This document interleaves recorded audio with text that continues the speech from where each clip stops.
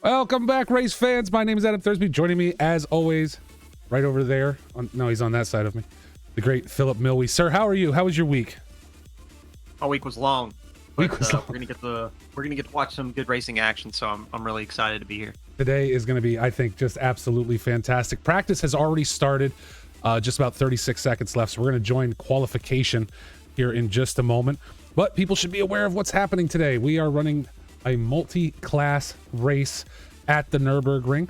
We've got GT4s, we've got the Super Trofeos, and we have Ferrari challenges all on track together today. So things might get a little curious, I think. And yes, Rob, to you as well, and to everyone else watching, happy Easter. Thanks for taking time out of your day to join us, because I know it is Easter Sunday for a lot of folks. But a lot of new drivers on track today, and we get to see everybody in a little bit different situation than normal. What do you think, Phil? Oh, I think it's going to be a lot of fun. Doing the mixed class stuff, it's going to get pretty spicy in some areas because the handling characteristics of these cars could not be more different. So the thing I'm really looking forward to is to see the pace differential between, in particular, the Super Trofeos and the 488 challenges. I think they're going to be interesting. The GT4s kind of going to be doing GT4 things as always, which should be pretty easy for anyone who's familiar with that format. When they start moving through lap traffic, it could get pretty spicy because GT4s can stop a lot better and turn a lot better than a Ferrari 488. So it's going to be fun. It's going to be a lot of it's going to test people's patience, I think. Excellent. I just want everybody to notice what we just saw there on your screen. That was Tobias Gable, who decided to jump the curb to get into the pits. And I only mention it because Tobias is the one that gets on everybody else for crossing the pit line. And then we just had to watch him do it. So I'm a little disappointed in TG today. Retro Coffin says the ads, Twitch's ads, those are not my ads, sir. Those are not our ads. Those are not Box3's ads. Those are Twitch's ads, and they just tried to recruit him to the Marine Corps. Good luck, Retro. Yep. Godspeed, sir. Yep. I mean, to be honest, if there were Porsche ads, he would shut up about it. He'd probably, he'd be like, hey, they tried to sell me a Porsche. He'd be so excited. As we let practice wind down to the end here. You drivers still looking to finish out. Let's get right to Race Central and get down on track here. A lot of drivers. Now you guys are going to see here, as you can see here, the Ferrari challenges are tagged with orange. The GT4s are tagged with blue. Or I'm talking like an idiot. The Lamborghinis, or the Trofeos, are tagged in orange. The GT4s are tagged in blue, and the Ferrari challenges are tagged in red on your screen there on the tower. So that'll give you guys an idea of what to look for. Anthony Anderson out in a GT4 class today, the Porsche. So, Phil, I'm going to be honest. I don't drive the GT4s. I've never driven the Trofeo. I've never driven really any of the cars that are on track right now. Other than GT3, I think the only thing I've really played with a little bit in ACC is the M2, the BMW M2. So what's the expectation today for who's going to be passing who of the classes, not of the drivers, but of the classes? Who's going to be passing who? Where's that going to happen? How's that going to happen? Again, obviously they're not racing against each other, but the faster cars are going to have to deal with slower traffic. So who's going to be getting around who here? I'm delighted that you're asking me that question because I don't know.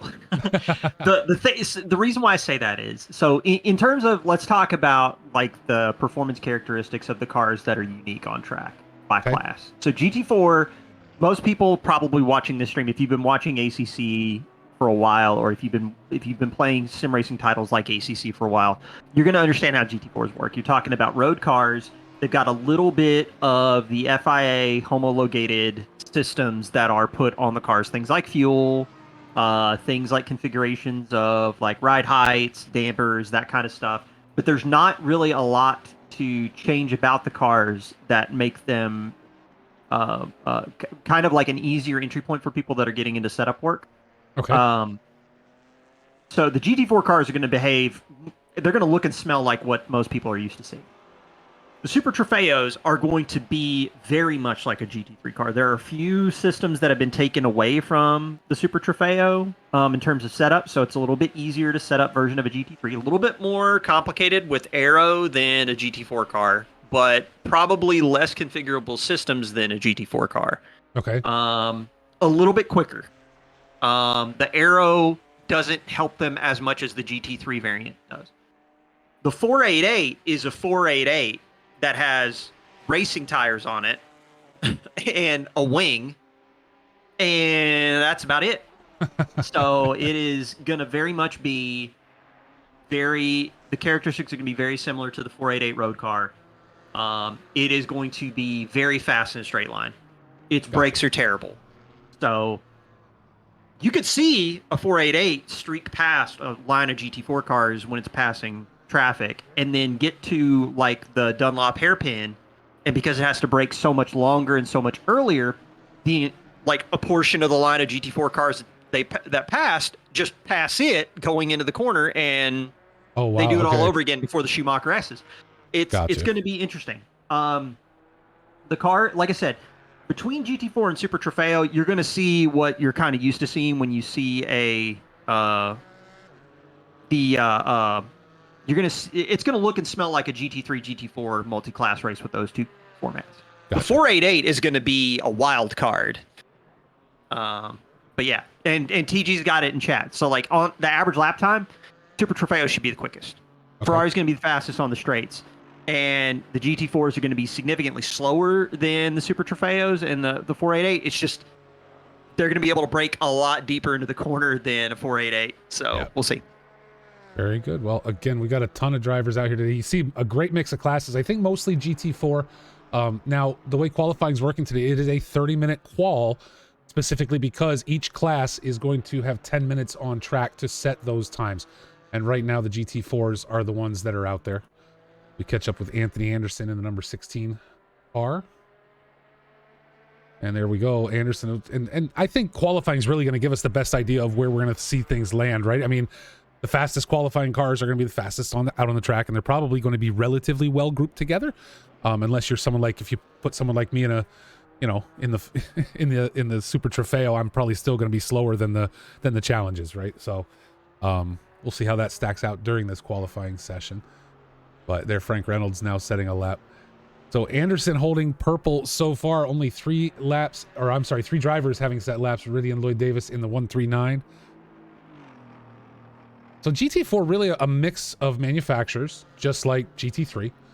And for those who don't know, the Super Trofeos and the Ferrari Challenges obviously single spec cars, right? They're slight setup differences, right? Phil, keep me in check here. A slight setup differences, but it's like a spec race in that particular case. Yeah. Okay. Yeah. So the Trofeos, the 488, very spec series-esque. Mm-hmm. There was a GT4 adjustment, I believe, in the most recent patch. Okay. I'm actually kind of interested to know what Tobias thinks of the GT4s, if he's tested them at all since the most recent update. Yeah, I'd be very interested to see what people think of the GT4s after the most recent patch. Maserati's out there. I see a Maserati right now, so no ABS, no TC in a GT4 car. It's kind of a bit of an outlier. Oh wow. So it's going to be very easy for them to turn the Pirellis into some blocks of wood. That's currently Porsche's. Go ahead. I was just going to say that's currently our Nikolai is in that Maserati, the number 77 that we're focused on right now, holding the fastest lap so far by a margin. Well, Anthony just closed up a little bit, 0.6, I think now. Yep. Between them. Jarrett Skinner rolling the Camaro, so the monster truck, and you can see why when you go into a corner when you look at its ride height. It's almost like you could fit the McLaren underneath it. Right. Got some AMGs in there. The Ginetta, Robert Hepburn with the Ginetta, man after my own heart, rolling the Ginetta. a bit more unbalanced than GT3, but definitely not bad anymore. Well, if it's a little bit more balanced than it originally was, that would be great. Used to, if I remember correctly, it was basically just down to the Cayman in GT4, if I'm remembering correctly.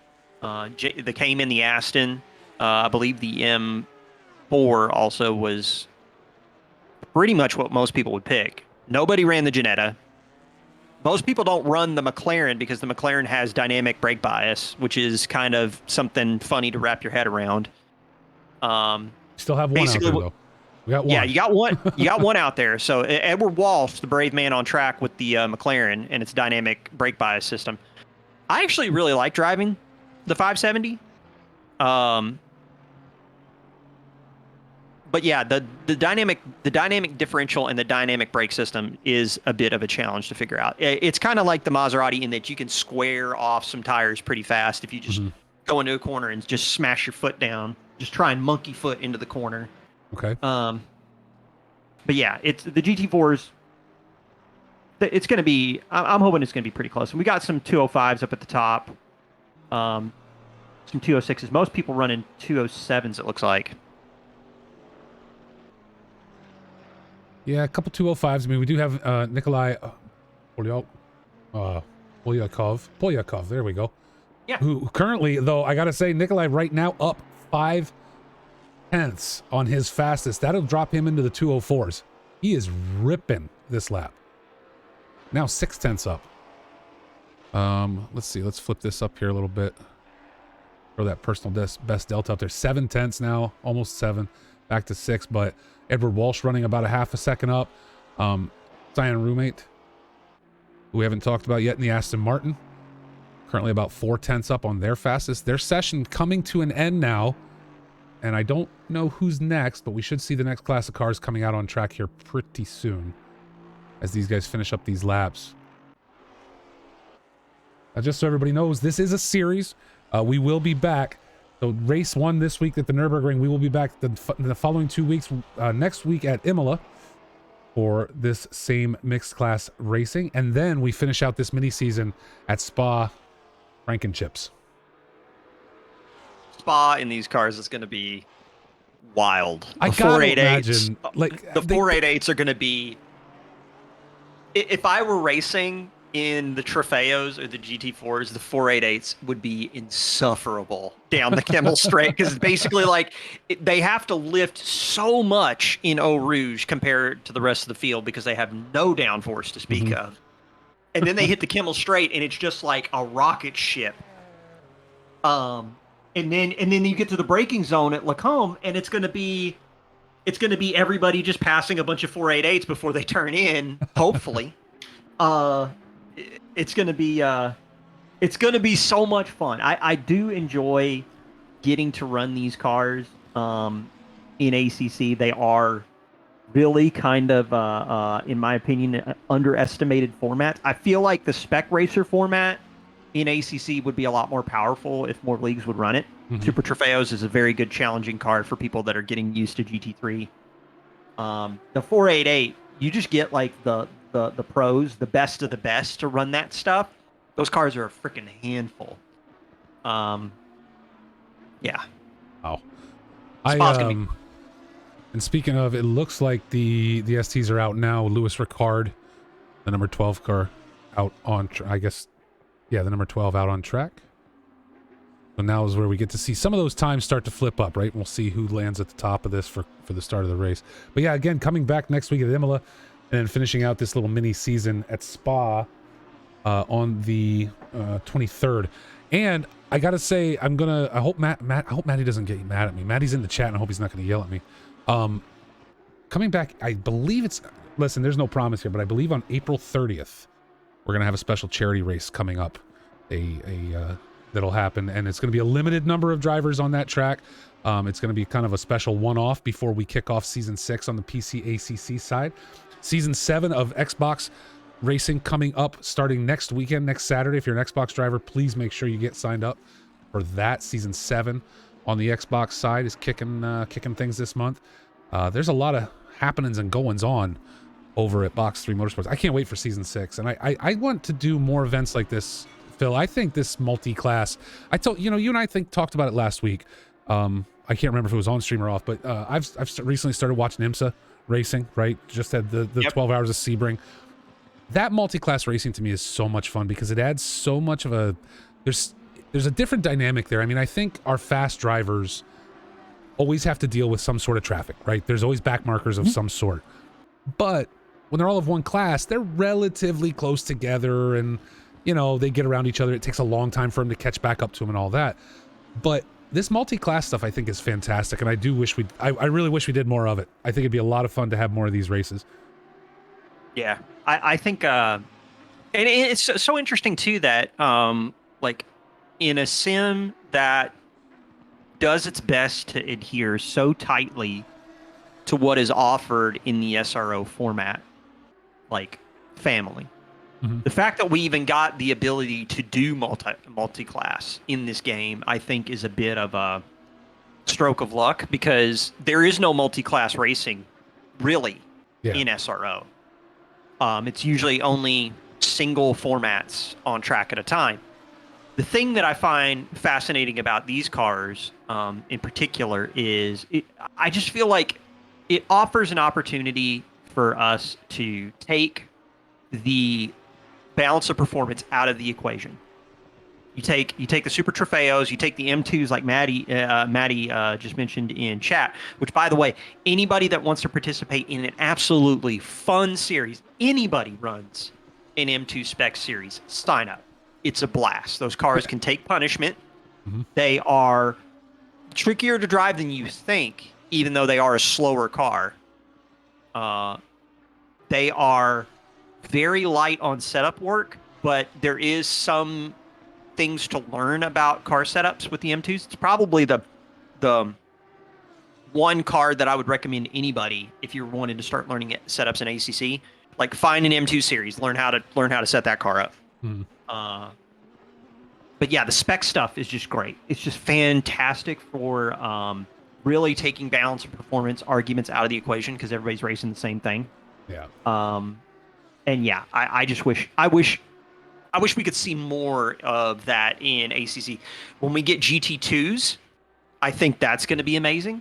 That'll be fun because now you're talking, again, more like the 488. Really fast cars, very limited downforce kind of options. They'll be quicker than GT3s. They'll be tougher to drive than GT3s. Should be a lot of fun. Absolutely. So we see now all of the Lambos, the Super Trofeos, getting times in. Conrad Wisłocki currently holding tops with 157.607 in that class. Down to about a 201 for David Collins. And somebody asked in chat, where was it? Maddie asked in chat, Molson can't be that bad of a driver. When I mentioned, that if I were in, the Super Trofeo here, I'd probably still have GT4 drivers in front of me. Yeah, I can be that bad. I don't drive enough, Matt. So we got to change that. You and me both have to change that. End of the month is going to be a black. Well, that's Phil. That's why I said instead of coverage, you should just come join a race with us at the end of the month. You really should. We're going to the mountain, plus a mystery race. It's going to be a lot of fun. We should just roll it. Yeah, I'm taking my Audi. They wanted to make it a Jag race, and I'm like, listen, I'm not making. Please don't make it a Jag race. I want to drive I never get to drive. I want to drive my Audi. Please let me drive my Audi. So, I think it's gonna be a lot of fun. Yeah, I think getting on track would be a lot more fun. Yeah, I think you need to. Yeah, 100%. The thing to talk about right now is the pace. So the pace gap between top of GT4 down to Terrell Seedings Taylor. Mm-hmm. We got about 6 seconds, 6 seconds somewhere in there. The Super Trofeos, we got from the 57s down to the 201s, so it's a little bit tighter. I suspect we might get a little bit more. Still got 3 minutes for these guys with Wisłocki in the top spot with a 57.6. Tobias Gable 0.3 off. Yeah, Gable was showing a purple lap there, and it's kind of bouncing back and forth between him and Wisłocki right now as to who's going to end up purple after this lap. Yeah, it definitely looks like Tobias has got the pace differential in Sector 2 alone. He's got to figure out what Conrad's doing Sector 1, Sector 3, because that's where Conrad's advantage is currently sitting. Mm-hmm. Yeah, Gable definitely holding down Sector 2. You see there, Sector 2 is purple for him. But Wisłocki just fired it up. 0.3 up on his fastest. Gable now only 0.2. Yeah. Zolotarov was doing well, up 0.3. That's backed off at this point. But John Rulin, same thing, 0.3 up. Currently sitting P8 ahead of David Collins in class. I really feel like a spec series with you in either the Super Trofeo, or I think the Super Trofeo in particular would be, I think, pretty good, especially if you're wanting to get more into racing more GT3 again. Okay. Because like I said, just the setup systems in the car are just a lot more straightforward, and then also the behavior of the car and the racing assist systems inside the car much simpler to understand. It's just more of a straight ahead car in terms of like how to drive it. Okay. Versus what we get in the GT3s. They GT3s still have a little bit more in the way of switches and dials that can kind of confuse you if you start pushing the setup more than one way at a time. Yeah. I'm just thinking maybe, I mean, I think season 6 for PCACC is pretty much locked. I just wonder if at some point we shouldn't pull a whole season. And it obviously depends on the number of drivers that sign up, right? But pull an entire season of mixed class GT3, GT4 racing. Mixed class GT3, GT4 racing, I think, would be a lot of fun. I think I really wish that SRO did that more in real life. For whatever reason, they don't. Yeah. I think. Well, especially. Go ahead. No. I was just gonna say. I mean, you know, like you said, you're not sure why they don't, but I gotta tell you, again, watching IMSA, there were a lot of incidents caused by the fact that you had such disparate time, lap times between drivers, and some of them just do not know how to be patient and wait for the proper opportunity, right? I mean, so this IMSA series in particular, I feel like you're getting a bit of you unfortunately tuned in. And I think that you kind of caught like what I would consider one of the extremes for IMSA. This past Sebring was bonkers. It was very strange. The last hour of the 24, like Rob 24K is talking about, that is also kind of a bit of an outlier. You do have people risking it a lot, but the end of the Sebring was just kind of made my head fold in on itself. The thing that I would just say that like and look, I just started watching IMSA, right? So I'm not saying that it's bad I enjoy the multi-class racing. What I'm saying is could that be a reason why SRO would stay away from it? No, I think it's mainly just because of participation. Like, this may shock people at home to hear, but even in real world racing, participation is kind of a bit of a thing that some of these series will suffer with, because unlike the video game where people can just kind of get bored or disappointed or whatever, and then, stop doing it, in the real world, like racing these cars is like lots of money. Yeah. Like thousands of dollars for one weekend. Tens of thousands of dollars for like probably a day. Yeah. Like not even like a weekend, like a day. Yeah. I would not be shocked. I think I was watching the James Baldwin video, and like for him to field like an entire like campaign of like British GT, which is what, like 8 races, somewhere in there. I mean, we're talking 6 figures to like for him to just be a driver in car. Yeah. Like that's bonkers. GT3, GT4, if you had a couple of really bad races where somebody got taken out or something like that, that would basically bankrupt a team. Like they wouldn't be able to even field the car. Exactly. Oh, 22, Carlos. 22. Carlos. Yeah. We were focused on having a little trouble there. Decides to dip back to the pits. as the Ferraris are now out on track for about 8 minutes left to go in qualifying. As we talked about earlier, you know, we got a lot of drivers that have come in for this that are not our standard, you know, your typical box 3, the guys that have been with us for seasons. Wizlaki, we've seen on track before. He currently leads this out. Kasba Zu, I hope I'm saying that right. I believe that is Saba. Saba, okay, thank you very much. Yeah. Tobias Gable, one of our regulars. Zolotarov has been around before. Lewis Ricard, your boy Blue is out there.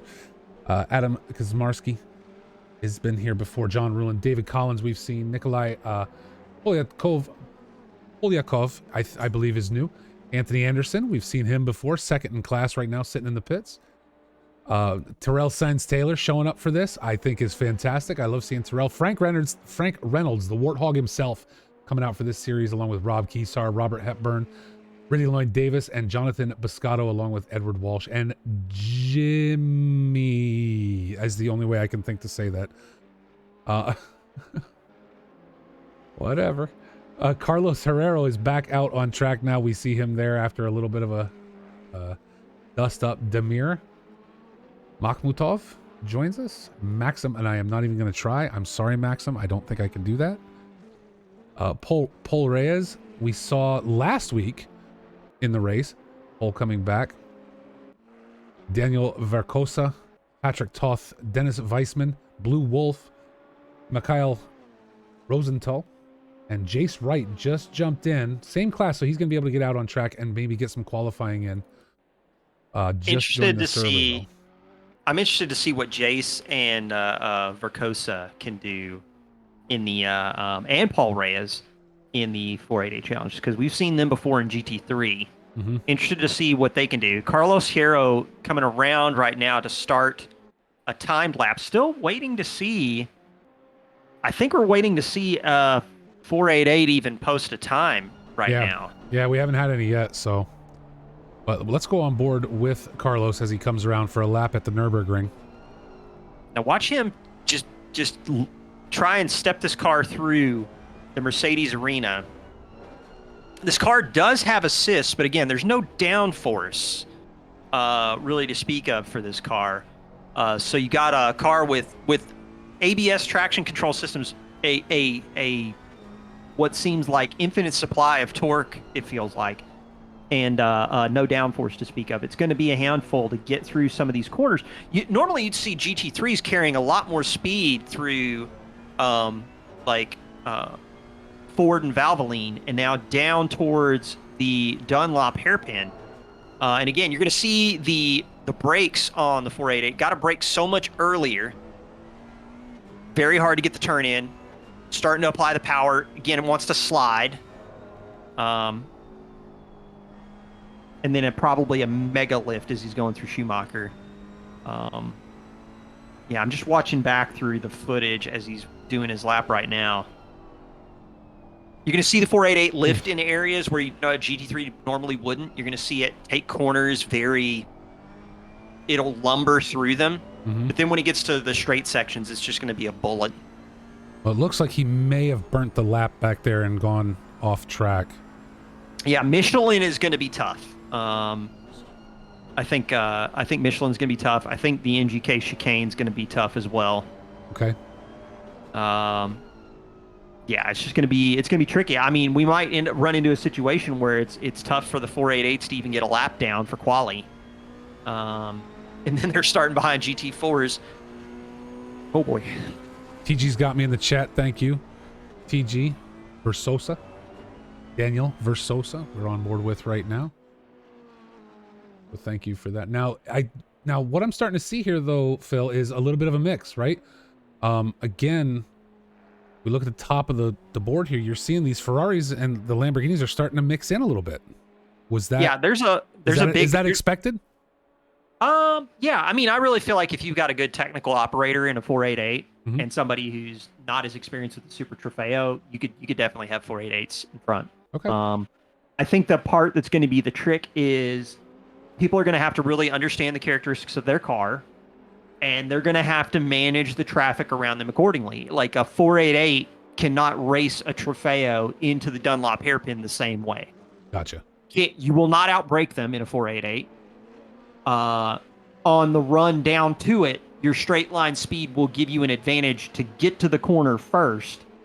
But that kind of like weird juxtaposition of straight line speed versus brakes and aerodynamics, like it's gonna be interesting to watch on track. Yeah. Yep.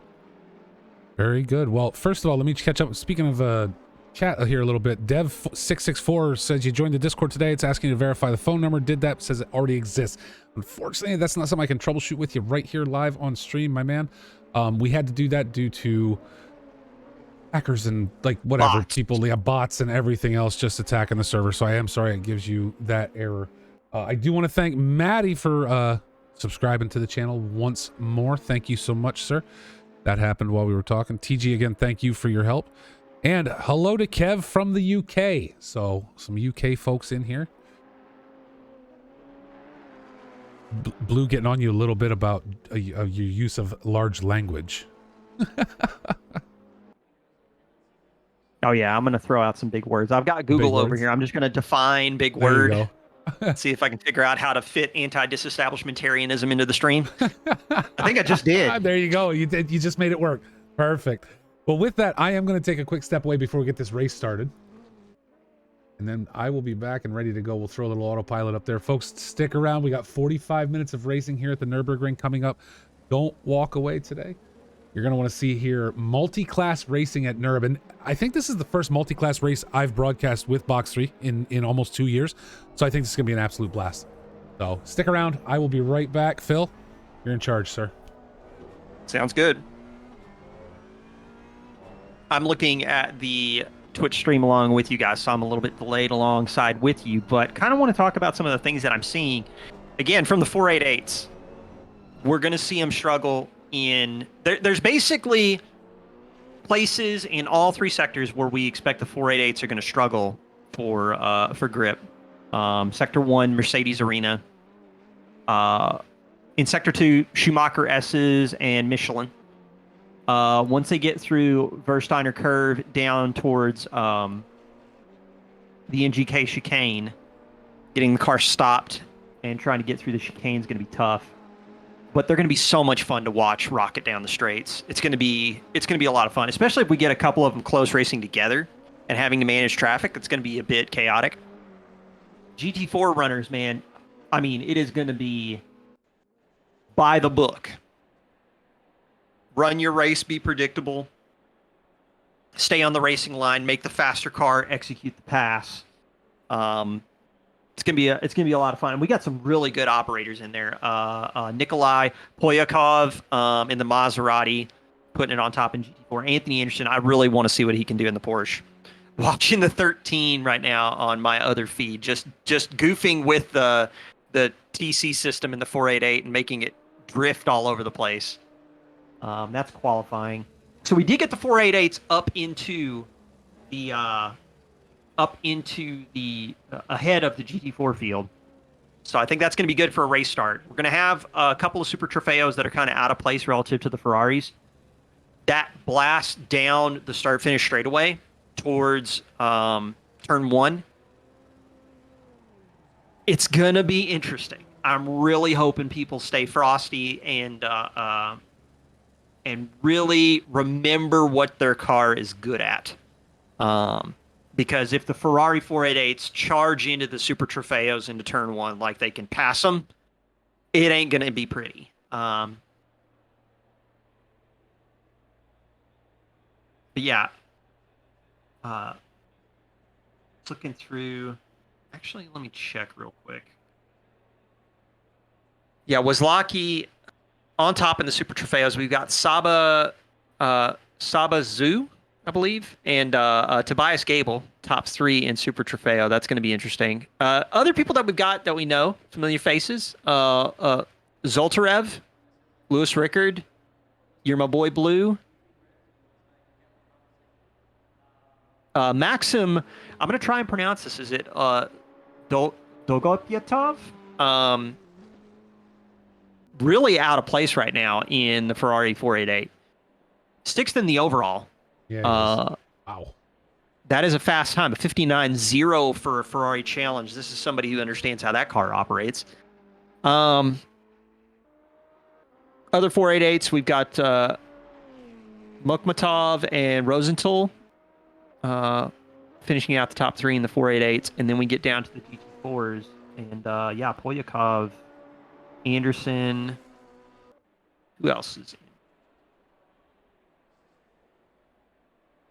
Nikolai Finish after. Polyakov just really, I mean, Anderson got close there for a moment, but really able to put it down in the GT4s. That's a big gap. It's tough. It's going to be a tough. But the thing is, this multi-class race, like straight line pace, is going to be valuable, but traffic management is going to be the toughest part by far. Looks like finishing after Anderson was Cyan roommate in the 137 Aston. Yeah, it's going to be fun. Yeah, Maddie, 45 minutes is the race. Yes, sir. We're just waiting for that to kick off. And there is a mandatory pit stop? There is one mandatory pit stop during the race. Yes, sir. That'll be interesting as well. I think what I really like about seeing this, though, is we got a great mix of cars here today. The traffic management is going to come so heavily into play. You know, Max, we've got our outliers like Maxim in the number 5-1 car. And not other than that, not really, right? I mean, the slowest down here, well, we do still have some mixing a little bit further down with some of the STs qualifying down, well down into the challenge cars with Rulin down there, David Collins, both qualifying 16th and 19th respectively. I am so curious to watch this and see the traffic management come in, and how that's going to play for these folks. I think it's going to be fantastic. So I think first thing we got to do is we got to navigate turn one in the Mercedes arena. I actually feel like lap one is going to be a challenge. Like it's going to be the pace difference between the 488s and the STs is drastic in the down the start finish straight away. But if the 488s try to challenge, see what I did there? Try to challenge the STs into turn one, it's gonna end in tears. Yeah. The GT4s are gonna have a little bit of breathing room before they get to whatever is lurking in turn one. The Mercedes arena, 488s are going to be struggling for grip. STs are going to should be able to drive off. It kind of just the most important part is the entry to turn one. Try and get everybody through that thing safely. Okay. That's going to be curious. Now, if you're so Phil, put yourself in a GT4 right now. Okay. What's your strategy into turn one? I mean, these guys are all stacked at the back of the pack, right? Starting with Nikolai, then through Anderson and roommate and that. 20 seconds. If I'm Nikolai, what's my strategy into turn one? Am I just looking to biddy block Anderson and keep, let everybody else take off and give me the opportunity to just keep Anderson at bay down into the corner, and then from there I can run my race because everyone else is going to take off? Getting the inside line in turn one is going to be pretty important for the Maserati. Okay. It's going to struggle with the fact that it's lacking ABS and traction control systems. If he does go a little bit deep into turn one and has the outside line, maybe he can make a challenge on the entry into the Mercedes arena. So it's kind of a matter of like where Polyakov is going to try and position the car. Gotcha. For turn one in the entry in the Mercedes arena. I'd almost, if I'm Polyakov, first of all, if I'm in a Maserati, somebody call a doctor because I'm gonna need one. The Maserati in particular, I feel like I would struggle really hard to keep it to get good braking in turn one. So I'd probably almost target the entrance to the Mercedes arena as the area where I'd like to make a challenge. Okay. But yeah, I feel like if it were me, I would want to be in Anderson's car, not Polyakov. Gotcha. The Super Trofeos, it's really going to be down to Saba getting the inside line into Wozlacki on turn one. Really got to try and make a challenge in turn one as best you can.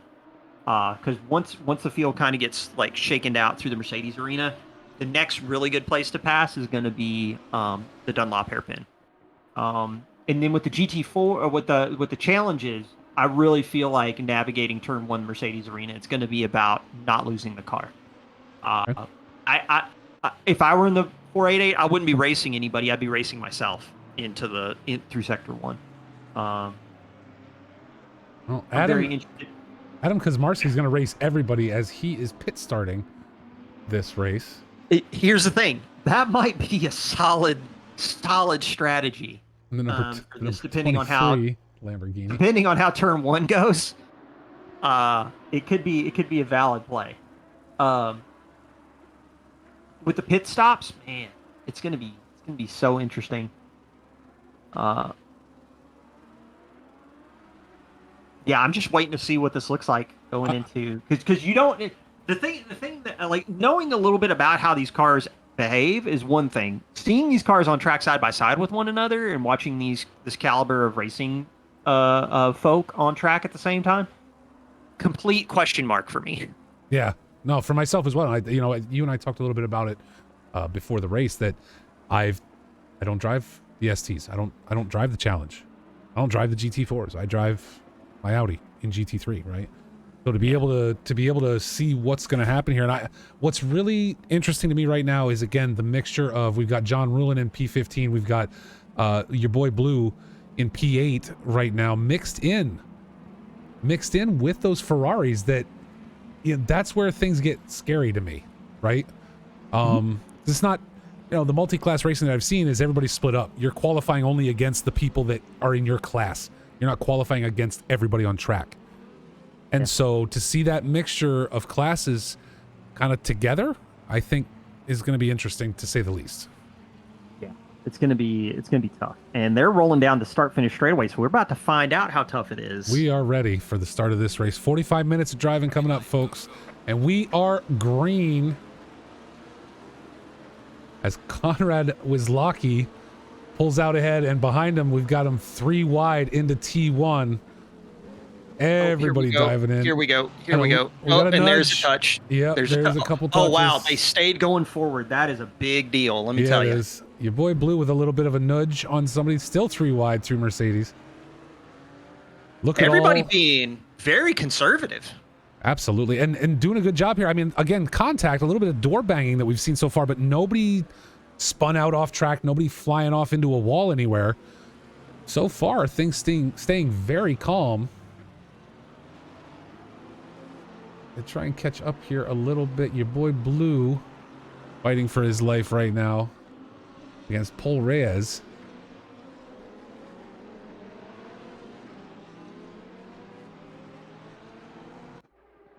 So we do have a couple of cars that look like they might have gotten caught up in some shenanigans. So, but I mean, to be honest, that was an incredibly tame start. That was fantastic. Yeah, that was really good. Again, a little bit of door banging as you see the incidents coming across your screen, but I don't think anybody got pushed way off track at all. What's going to be difficult today is keeping up on all the different classes, as we watch right now Tobias Gable trying to chase down Saba Zul. Up front for P2. Maxim leading Lewis Ricard.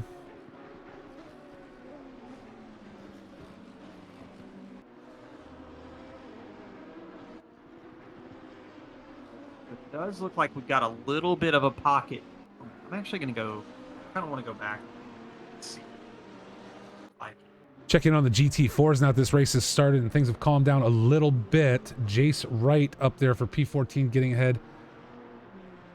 Oh, what did I lose here? No, they're not racing each other. I'm trying to stick to folks that are racing each other. Blue Wolf back here was kind of dancing with Rob Keysar, but again, a different class. Wolf in that Ferrari.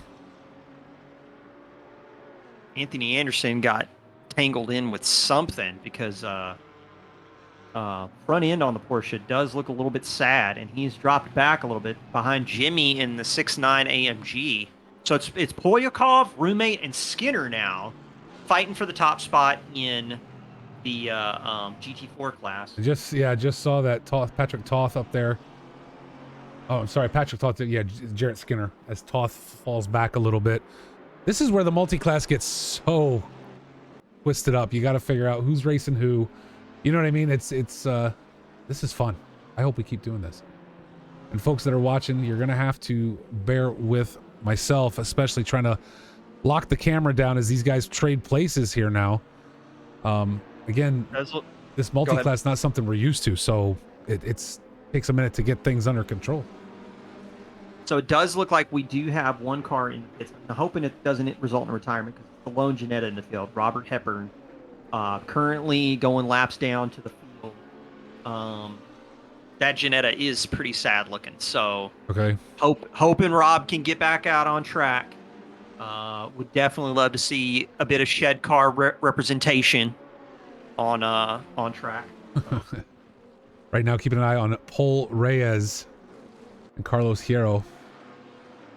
They fight for what looks to be P3 in class. Tobias Gable staying up there, though. If we look at the Lambos up front, Gable keeping it tight up to Saba, not giving him a lot of breathing room. So we'll keep an eye up there, see if Gable's able to get himself up into P2 during the course of this race. Remember, there is one mandatory pit stop, both fuel and tires. So it'll be a full 30-second pit stop for these drivers today. So it does look like the pit is cleared for Hepburn. So maybe the thought is he's going to take the early pit stop, get the damage cleared, get set up for fuel and tires for the rest of the race, and then try and recover some spots on track. So hats off to Hepburn for getting shed car back out on track. It's so important for there to be shed representation in the GT4 field. Look at this back here, though. If we've got GT4s, Trofeos, and Challenges all mixed up, Biscotto, Anderson, Rulin, Jimmy, and Blue Wolf running a pack of 5. Biscotto leading this pack and currently P20, but about 4th in class. Looks like Polyakov starting to pull away from roommate a bit.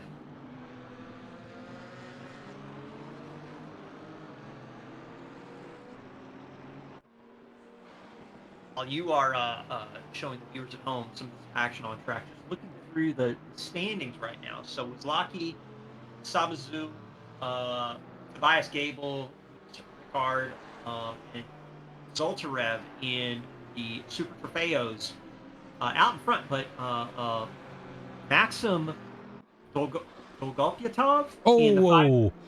Hold on one second. We're going to rewind that real quick. I had my eyes away looking at something. Biscotto and Anderson come together. Biscotto bouncing the curb and losing control of the car, sends Anderson off into the sand. So Anderson dropping position to Biscotto and Edward Walsh due to that. Tough luck for Anderson. It has been a rough start in the 16. That is for sure. And now Biscotto, Biscotto up on the back end of Jimmy. Call him Jimmy the Greek, since I can't pronounce Jimmy. Maxim Dolgopyatov in 5-1, currently 9/10 back from his pack of Super Trofeos, and keeping relatively close pace. Has a 1.4 second gap on Makhmatov, so that is. It's a pretty healthy gap. Dolgopyatov. Sorry to interrupt you, Wozlacki. Let's back it up a little bit and take a look at what happened here. Wozlacki, as we go into a replay for about 30 seconds, just to see what happened. Wozlacki now in 3rd, as Sabazu and Tobias Gable get around, but it didn't look like there was contact there. It looked like he lost the vehicle. Went yellow flag on him. Still dropping position. Something wrong, either hardware-wise or something, because he didn't go off track. He just slowed way down and appears to be having a struggle getting around now. So Wozlacki continuing to drop position, now falling down into I wonder if he The lost challenge territory. force feedback. Yeah, something there, because all of a sudden he was getting swamped. Yeah, he's just dropping further and further back.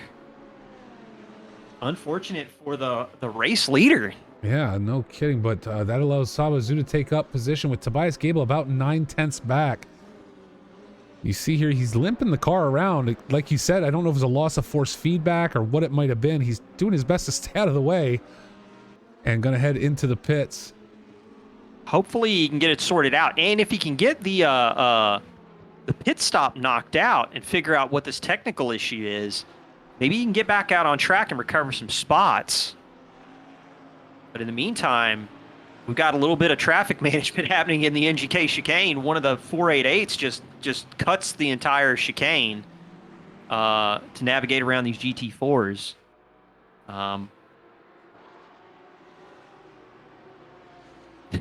Just jockeying left and right, man. And look at the Camaro back there. That is comical how far that car is off the ground. He just drives over everybody. Exactly. I mean, it's basically like the Chevy Camaro sponsored by Gravedigger. It's like it's an absolute monster truck. Run by Jarrett Skinner today, up 3 spots already in class or overall. So Anthony Anderson into the pits too. Terrell Seens Taylor into the pits. So Anderson heading in. That's going to drop him back. He's currently 27th now. I don't know how hard of a hit that was that he took. But hopefully able to get himself back up in the GT4 class as these guys start to clear pit stops. So the field is kind of shuffled in a big way as the actions kind of developed on track. Watching Mikhail Rosenthal just goes in way too deep in Michelin and now into Varsteiner Curve. It is tricky driving the 488. It just, I feel like it's a car that requires so much concentration for 45 minutes. Got it back on track, and now he's trying to chase down Blue in the 63 Super Trofeo. About 4/10 between them. We got some pockets of good racing action, and then we got some pockets of folks just trying to manage traffic relative to their class. Well, we're about to see it here. Nikolai in the GT4 with Kazamarski coming up behind. And again, this is kind of like, look, just watching this right here is kind of what we talked about, the patience, right? The idea that, yeah, I'm in the much faster vehicle. I'm in the much faster car.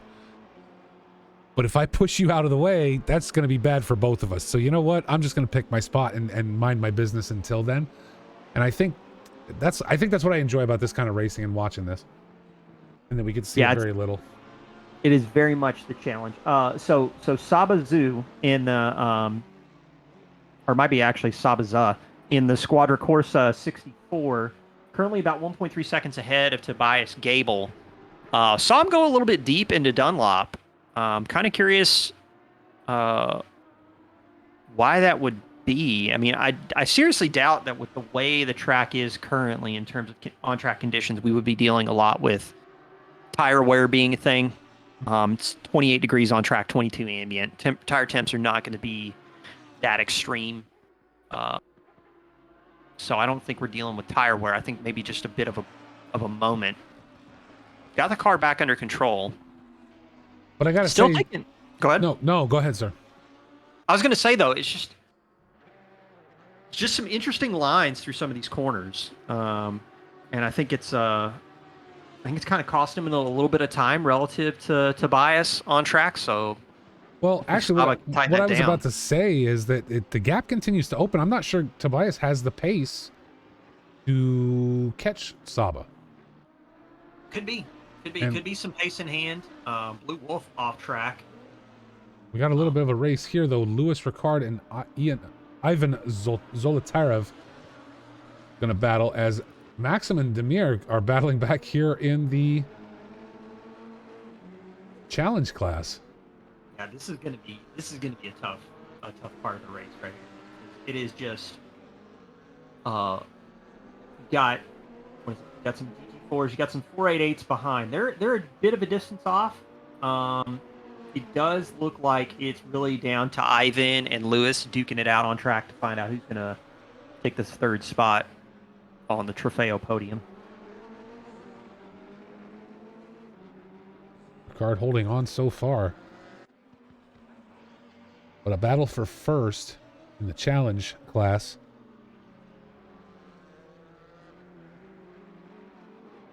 Interesting. So Damir Mukhmatov either caught up with... Actually, I'm going to take a look at Maxim's car just to see if there was any kind of like damage or anything that he might be dealing with. Car looks pretty unscathed. Could have just had an off-track moment. Not uncommon in these cars. They are tough to drive. Let's check in on Lewis and Ivan, though, because Ivan has closed that gap up now very quickly. Weissman and Rosenthal are also battling a little further back. So Maxim Dolgopyatov is starting to catch back up to Mukhmatov. They're going through a little bit of... They've just passed some of the GT4 traffic. Going into the final corner right now. Oh, and Zolotarov able to take up that P3 over Lewis Rickard. Back up real quick. Oh, Lewis struggling out into the sand. Open the door for him. Zolotarov able to sneak around and take up P3.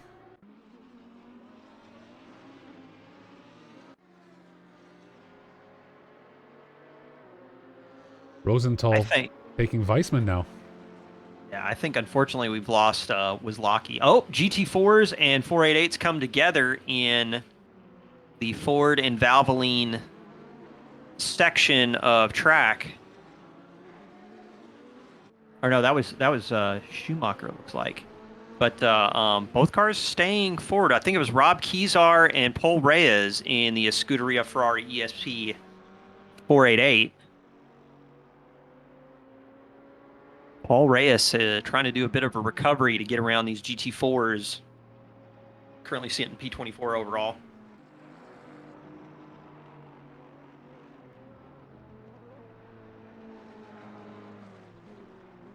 Again, though, to see Paul Reyes back there with the GT4s, though, hopefully he's able to make up a gap here. Get around traffic, at least catch up to Blue Wolf. And yeah, Wizlocki now coming out of the pits, but that was a long pit stop. Yeah, I'm wondering if he got something technical happened. Yeah, something must have killed him there, because that's... I mean, I'm showing 380 seconds in the pits. That's a long time. It is so interesting to watch. Was just watching now through Schumacher, Anthony Anderson behind Dennis Weissman in the CMR. Because of the amount that the 488 has to lift, it was just like exiting Dunlop, 488 passes Porsche GT4. Go into Schumacher, Porsche GT4 now glued to rear end of 488 because 488 has to tiptoe through the corner or die. Right. Anderson's watching Weissman right now duking it out with Rosenthal. Like, they are definitely driving these cars. They're in the same class. They're driving the car. They're taking very different driving styles. Weissman breaking very deep into some of these corners for 488. Carlos Herrero now into the pits.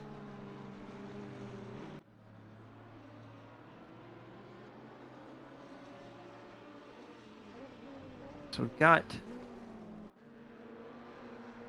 Tobias keeping Saba in sight. Like, it's still like a 3-second gap.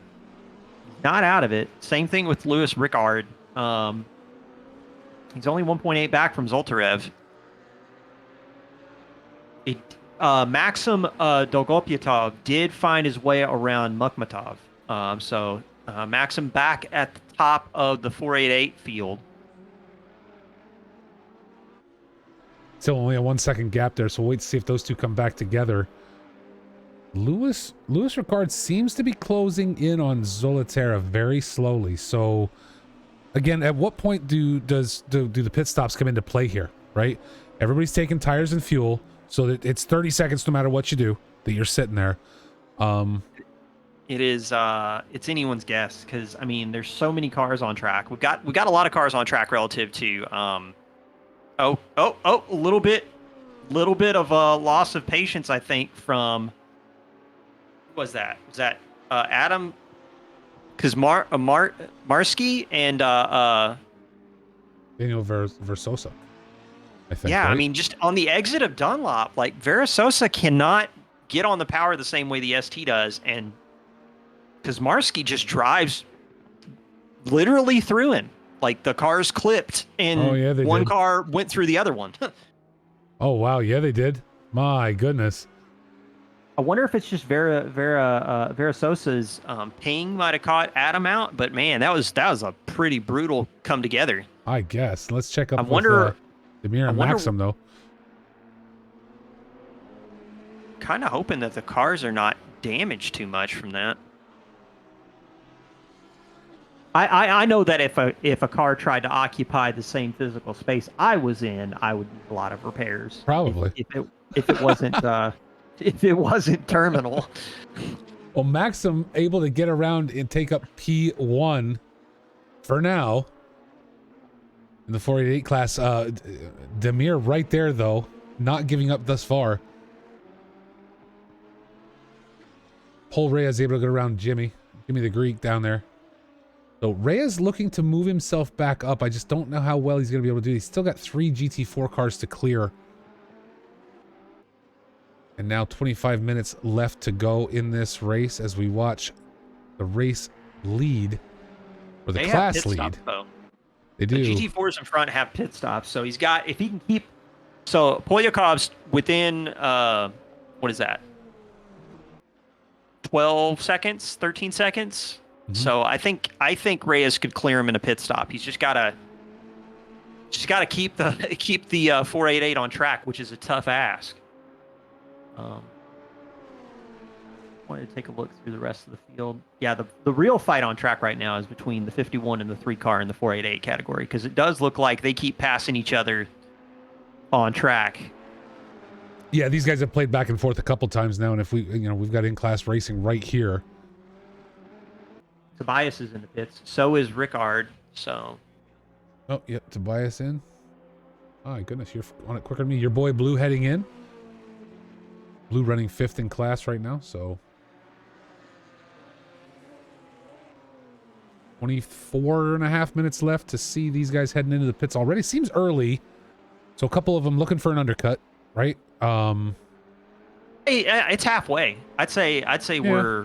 we're close to that moment when people are going to start pulling the trigger on pit stops. Yeah, it is. I mean, I guess we're close to halfway. I guess my point being is a lot of times a 45-minute race, you see them get down to 22 and a half minutes, and all of a sudden then we start seeing it overload. So I guess it's a little surprising we see them going in this early, but yeah. At the same time, perhaps not, given the strategy that maybe also we could have seen these guys. They could have been hung up in traffic that they didn't want to play with GT4 back markers in front of them, and just said, you know what, now's a good time to go into the pits and maybe just let them clear out a little bit. Yeah, that could be it. That could be in play here. So interesting to see. In the 488 category, again, the 51 and 3, duking it out at the top. Still a half second between them. They just keep swapping positions. And it's really a matter of one driver will kind of like outbrake themselves into a corner, leave the door open. The driver behind will sneak on through. We've seen a couple of offs. Again, this is a very challenging car to drive. No pun intended. But yeah, this is the fight right now on track. Jace Wright also, and it looks like Toth in the 363, also another close fight in the 488 category. GT4 category, Edward Walsh and Raiden and Lloyd Davies in the 139. Duking it out pretty close in GT4.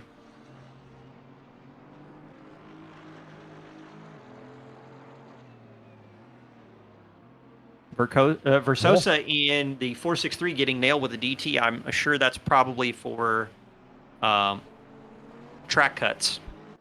Edward Walsh and Ridian Lloyd Davis, though, back and forth with this. You see one of them just outbrake a little too hard and ends up going deep into the corner, and it opens the door for the others. So these guys are going back and forth with this in the GT4s. It is good to see a lot of really close action in these different categories right now. I was actually thinking the fields would get more mixed together than they are. Like, we have a pretty solid chunk of 488s, a solid chunk of Super Trofeos, and a pretty decent midfield chunk of GT4s. Well, and that's and this is what I was saying earlier, Phil, and maybe it isn't for you. I don't know your experience with covering multi-class, but we've literally never done it at Box 3, right? I think this is the first time we've done multi-class. So if you look at this, you know, your boy Blue and Jarrett Skinner just came together, right?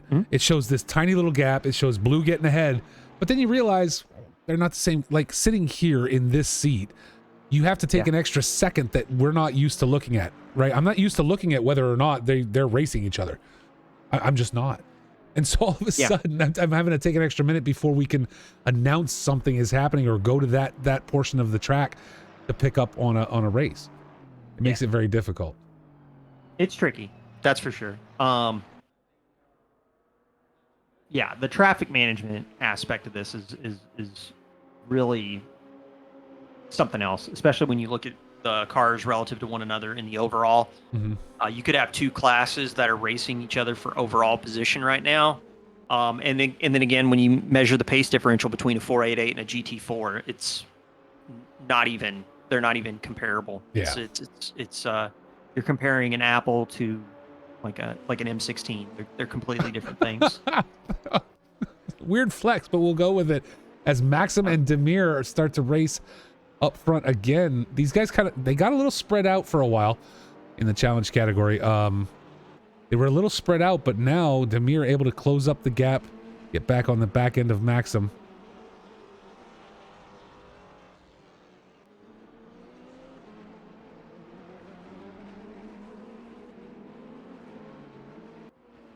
Looking through the field right now, so Tobias Gable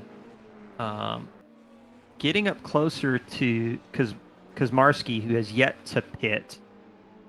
Really interested to see where back that up. I want to see that pass from Tobias Gable. Yeah, Kazmarski taking the outside line and just leaving it wide open for Gable to take P2 in class back. Yeah, this kind of racing, for the people that are in it and probably for the people watching at home, you gotta get used to a little bit of the chaos that happens in multi-class racing. It's real.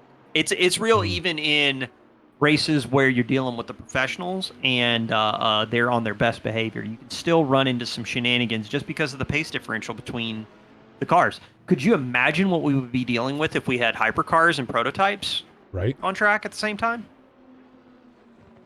I think we should do this season again after the regular PCACC season 6.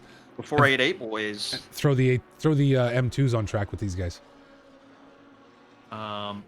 Just saw Blue Wolf and Adam Kazmarski have a bit of a moment on the exit of the Dunlop hairpin. Oh. Jimmy and Jarrett Skinner, 6/10 between them. Jarrett Skinner in the Rockefeller Racing monster truck, chasing down what is probably just a normal, like, rich housewives AMG. Jimmy in the Pan Am Racing AMG, that beautiful pink color shining through. That hot pink car, you could probably see it from space. Probably. And I forget who it was. They asked in the chat if their livery showed up, and it did, the unicorn livery. And I forget who has that, but it was very fancy. I liked seeing it out there. Oh, you're talking about Rulin in the Flying Lizard? Rulin? I think it's Rulin in the Flying Lizard. Let me switch over to him. Yeah, it's Rulin in the Flying Lizard.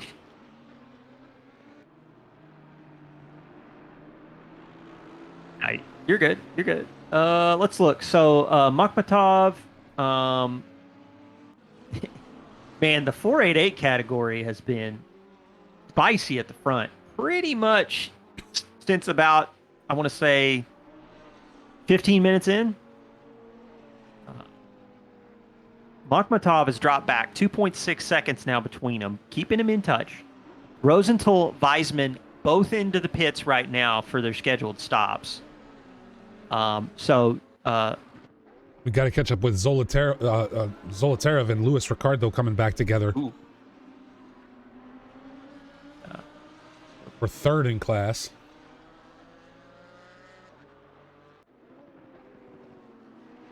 Stop go 30 for Reed and Lloyd Davies in the 139, probably for pit lane speed infraction. Adam Kazmarski in the pits. I'm gonna be honest with you. I don't even know how to approach pit wall. I opened up the window. I looked at the data. I was like, I don't understand. I just closed it up. Well, it's all new, right? They just updated everything. Well, it's not even that. It's just the difference between people's pit stop times are all over the place. Oh, no People's kidding. stint averages are all over the place. It's just, again, it's I feel like we're dealing with a format that we don't have a lot of experience with. I think it's also a format that the drivers on track don't have a lot of experience with. Yeah. So as we get to Imola and then Spa, we should see the times start to kind of like close down a little bit more, and everybody get a little bit more consistent. Edward Walsh into the pits. I did see one of the Super Trofeos dive in. Demir just headed in. So going to give Maxim a little bit of a break up there. We're first in class. Maxim does it. Go ahead. No, I was going to say Maxim still needs to hit the pit stop, though, along with Sabazu up front. Yeah, 15 minutes left in the race.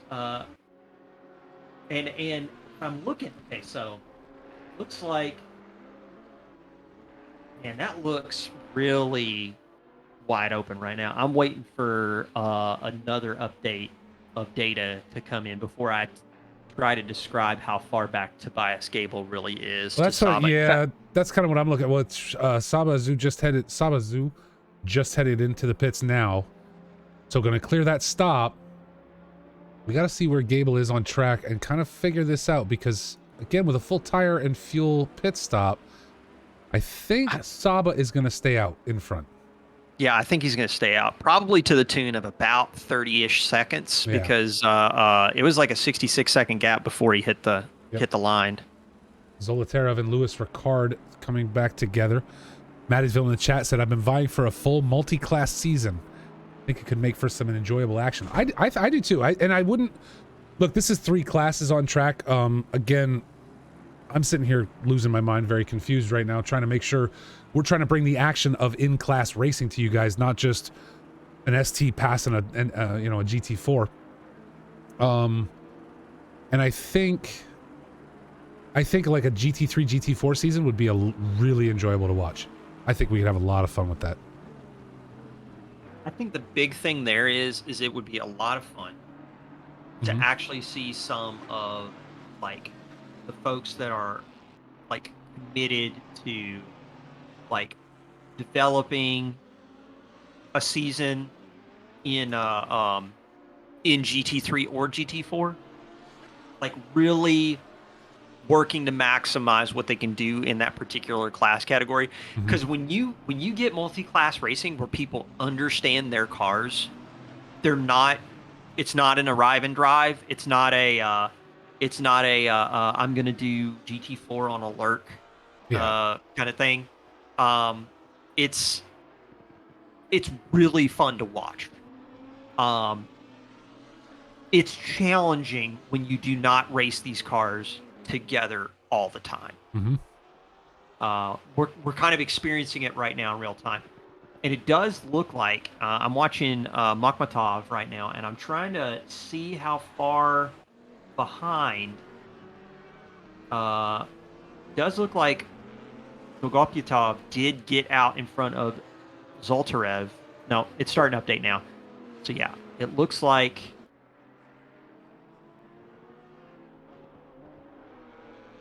the gap actually really is not that big. The broadcast app's lying to me right now. It says about 56 seconds. I think it's actually closer to within 5. And they're navigating through GT4 traffic right now. So the 488 field, really close. The ST field, 1.6 seconds between them. So half second between 488, half second between the ST field. Polyakov gone. Like roommate has got so it's 9 seconds between Versosa and Polyakov, and I'm waiting for an update with roommate and Versosa to kind of really get a picture of how far back. So yeah, it looks like it's over 20 seconds between Polyakov and roommate. So Polyakov in the Maserati is just gone, just checked out. For the GT4 class, just opened it up. But the 488 and the ST field still has to navigate the GT4s that are on track. And at the front, they seem to be doing a really good job. Well, I'm curious what's going to happen here because, again, we talked earlier about Gable really didn't have the pace to keep up with Saba throughout this race. But now, you know, Saba came back out with about 2.3, 2.4 seconds between themselves and Tobias Gable. And now that gap is down to 1.5. I don't know that TG has enough time in 11 and a half minutes to run this down, but he seems like he's picked up pace since the pit stop and might be closing down for first place in this race. But meanwhile, Maxim and Demir have come back together. Even after the pit stops, these two found each other. And here we go for this romance that's going to continue for the top finisher in class for the race at Nürburgring today. I kind of want to take a look at the stint charts between Saba and Tobias. So Saba 57.8 on the average in his first stint. Tobias Gable 58.3 in the second stint. 57.8 in the first stint as well. So really kind of comparable in terms of pace. It's just Tobias took that early pit stop to the tune of about 5 laps ahead of time. Mm-hmm. And I'm still waiting for an update of Saba's current stint average. But 58.3 from Tobias, and he's got it within 1.2. Now within 1.1. Yeah, that's what I'm saying. This second half, this, you know, post pit stop stint, Gable seems to be closing things down.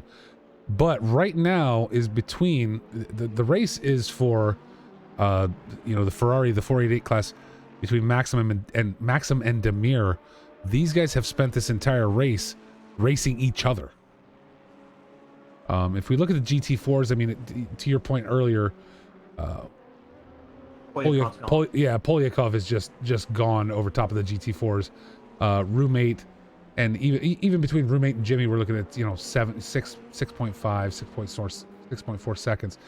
Blue Wolf looking to move up, but out of class. So, you know what's funny is, or not funny, I don't want to say it's funny like, haha, I'm laughing at him. Anthony Anderson in GT3 in our regular season, Anderson, one of our stronger drivers, right? A guy who's very quick on track. And now all of a sudden, you know, sitting P5 in class. That's not typical for Anderson. So is that, you know, due to getting used to the car? Did he not have any practice? What, you know what I mean? So I'll be curious to see how he does throughout the rest of the season, this mini season of 3 weeks, to tighten that up a little bit. I mean, I think it's all coming down to GT4. Well, I mean, the multi-class traffic at start of lap. He did have some front end damage at the end of what I would probably say the first lap, probably starting into the second lap. So, you know, I mean, the difference maker between fifth and fighting for a podium could have been just a little bit cleaner opening stint. Yeah. And that could have been a big difference maker. So, I mean, I'm not writing off Anthony Anderson. I'm a card-carrying member of the Anthony Anderson fan club. You're the president, aren't you? I thought you were the president. I think so. I was a secretary, but I think I got elected president. Nobody told me. The thing is that it's just it's so interesting to watch the GT4 field right now, because they're kind of like a mixed bag, where I actually was expecting them to be the most consistent field in this race. So it shows what I know. Something else that shows what I know. A 56.962 for Saba. Yeah. That is blistering in the ST right now. Well, and if you take a look, that gap over Gable has opened right back up too. I'm going to actually, seconds. I kind of want to take an opportunity to go peek in the data from qualifying, because that might even be faster than the qualifying pace. No, it was It was a 56.945 for quali and a 56.962 to set the fastest lap from Saba. So Saba is definitely found some pace on track, and he's averaging 57.3, where Tobias Gable's averaging 58.2. So it just took Saba a lap or two to get some temperatures in those tires, and now he's starting to drive away. And I have to think too, it's getting a lucky lap, right? Traffic's a big factor. And I think that's what I mean by that is that you're going to have a lap that you get to run clean, where that you don't, for whatever reason, the way the track has laid out, you simply hit no traffic and you can drive by yourself and it's like a quali lap, versus you got to spend a lap or two, you get hung up behind a GT4 or whatever it is. So it looks like Saba's been able to open it up over Tobias Gable. Now the gap 9 seconds. Gable having some problems. Yellow flagged and white flagged at one point. So obviously got slowed down, maybe a little off track there for Tobias. But that gap just now way too wide to deal with unless Saba makes some critical error here in the next 6.5 minutes. Tobias Gable will finish second in class in this race and overall today. In the 488 category, Maxim and Demir navigating some GT4 traffic as they go through Sector 3 right now. Ooh. I believe they're catching up to Blue Wolf, who's P18 in the overall. So going to navigate some blue flag traffic in their own class. Well, because Marsky just got ripped up in a little bit of an incident with, looks like the number 4 car. Here's the part I got to ask you, Phil. Yeah. Tobias Gable, we talked about he's now 10 seconds back from the leader, Sabazu, and somehow, literally the camera is on him right now. It's on Tobias Gable. Everyone that's watching this stream is watching Tobias Gable drive a car, and at the same time was able to put in the chat that he got hit. Yeah, that's the man's a wizard. He's not the best bot in ACC and in Discord for a reason. Yeah, I guess it is. Yeah, that's got to be what it is, right? Unbelievable. I don't know how he does it. But now, just take a look and catch up with some of these things. Maxim has opened the gap up over Demir to about 1.3 seconds as these guys look to deal with a little bit of traffic, but that is no longer quite the contest it was. Things have really spread out here at the end. If we look at just the oh wow, the side by side with the 488s as they're navigating through traffic. That is going to be interesting for Maximum Demir. Saba just doing bot stuff. You're not wrong, Patty. Yeah, right. So now Demir's got to find his way around Blue Wolf.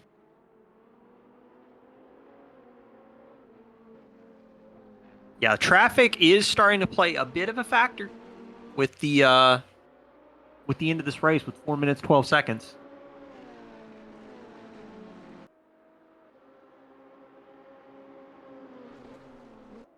Field you're not wrong though. The field has kind of shuffled around a bit. Quite a bit. I'm just curious to see. I mean, we got some mixture, not a lot of mixture. Wislocky, we know, had problems. He's mixed back in here with the GT4s right now and has just got to be having a struggle of a race as Terrell Saints-Taylor hits the pits one more time. But Wislocky, I got to feel bad for Wislocky. Just struggling back here all the way at the back, locked into the GT4 area, having to deal with all this traffic. Started off at the front end of this race. Yeah. I'd be curious if we can find out from him, through the Discord what happened. Well, I mean, the one thing I will say about Conrad in the Pepe Racing ST is, hats off to him for not quitting. 100%. Oh yeah.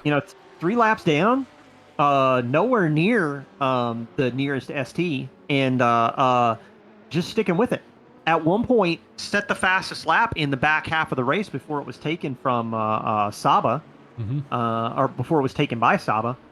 So Conrad, I'm really looking forward to seeing what Conrad can do at Imola. He seems to be really strong in the ST. What's going to be curious in this little mini season we're running is that we're going to Spa, right? Now GT3 cars, fast drivers are running 218s, right? you know, mid pack Yeah. 220s, 222s. What are some of these cars going to do? And what's a GT4 lap time around Spa when we get to the end of this little mini season? That's got to be 3 minutes, right? Give me a sec, I'll tell you. Just out of curiosity, I'm like, that's got to be a slow lap. Spa is a long track. Yeah. And I love it. It's one of my favorites. So I'm glad we're running it for this multi-class mini season. But it's just like that's got to be a 3-minute lap for a GT4. So Luke Whitehead has set a 2:19.4 in the Super Trofeo Evo 2. Okay. So 19, and Luke Whitehead is quick. So that's kind of like the top end. Okay. What I think you're gonna see if I look at the 488 Challenge Evo, a 2:23.4. Okay. And that's Fidel. So I don't know. Demir set a 2:25 in the 488 around Spa. So that's going to be interesting there as well. As we watch here, your boy in the Ginetta just got passed up by Ridian Lloyd Davis. The in the GT4 class, looks like we've got a Maserati posting a 28.4. Okay. So that's going to be interesting. Huh. I think that the next highest car in that class is a 2:28.8, and that's a Cayman GT4. Okay. Yeah, it's gonna be interesting. It is. It'll be interesting. Ridian Lloyd Davis able to pick up one spot over Robert Hepburn in the Ginetta in the GT4 class. Leader is on the final lap now as we check in with Anthony Anderson. Again, still running in 5th in class, but Saba Azul gonna run away with the overall race win and the in-class win today.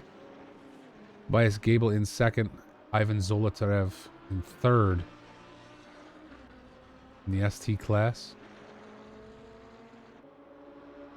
Yeah, Maxim has done a good job to keep the gap over Demir here at the end to about a second to a second and a half, depending on where they are on track, as Jimmy gets wrapped up in something.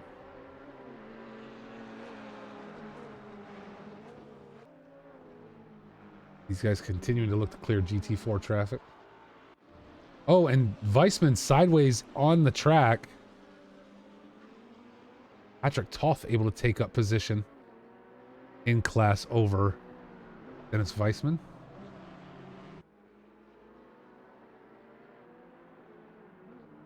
That opened up the fight between Weissman and Rosenthal.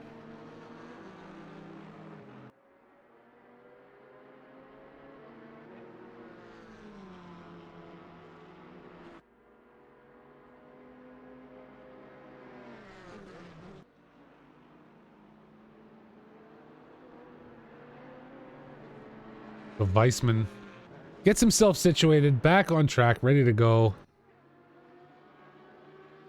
Looking to finish this out here today for the first of 3 races in this series.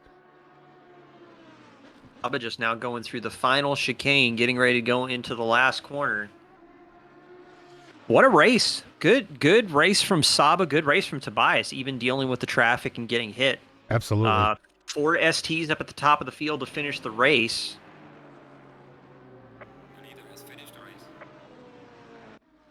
Saba Azul finishing out. Tobias Gable coming around the final corner now. Race from TT. Absolutely. Zolotarev will be 3rd in class for the STs. And then we drop back again. Maxim holding on right now to first.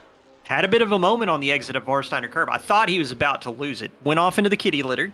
Very easy for that car to get turned sideways.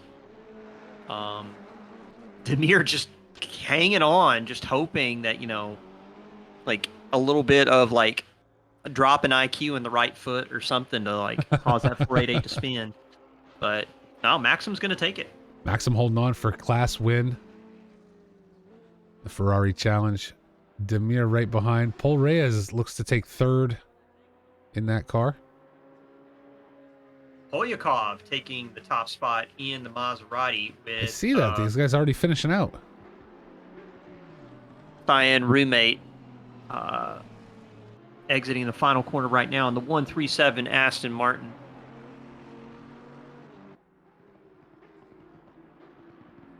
Jimmy looks like he's set for third. In the Pepto-Bismol mobile? Yes. Jimmy taken up, as you said, third place in class, and Jarrett Skinner not that far behind. So there we go, folks. That is it for the first of 3 multi-class races here at Box 3 Motorsports. It was a lot of fun. Again, a really different experience from what we're used to, right? Again, Phil, I don't know how much you've looked at or done or with multi-class in the past, but that's a really different experience for me. It's not something that we have done before. As we watch why doesn't he just go run over all the other cars? I mean, he could. He could just drive over them, right? Really, the reason why he's doing it is because not all heroes wear capes. Let's just put it that way. Like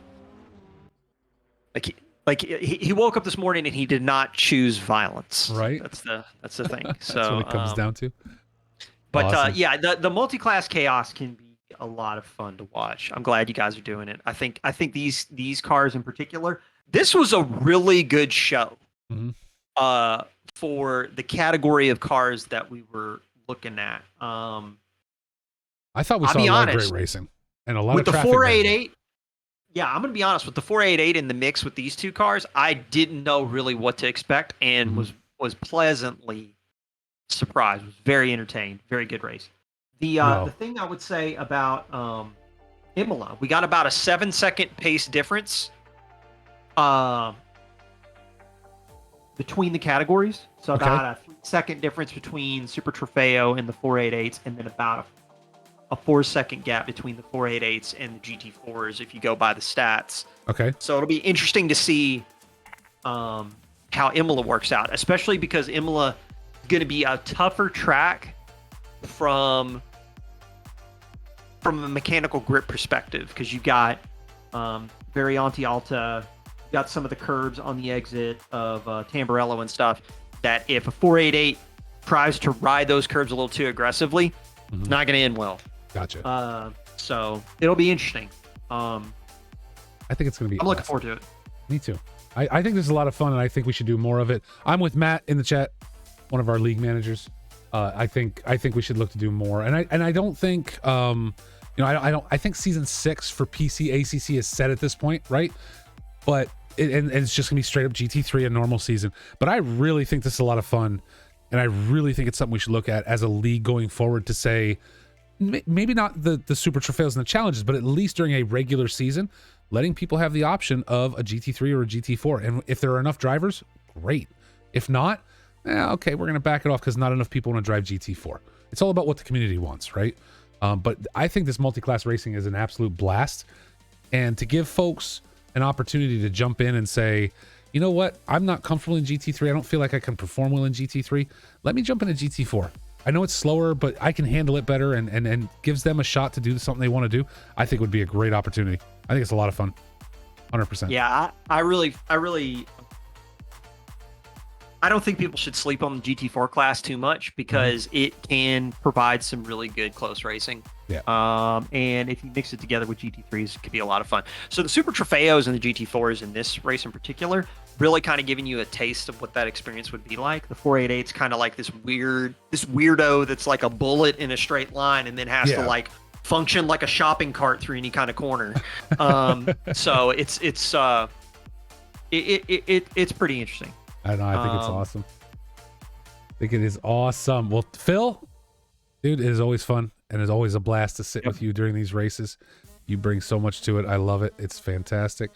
To everyone watching, we will be back next Sunday for more multi-class racing at Imola. Don't forget, we come back the week after that for Spa, and then at the end of the month, you get to watch some of the people that normally don't race jump on track for 2 races for charity, to support Mr. Dylan Dunn getting his face punched in over and over again in June. We're going to raise money for him.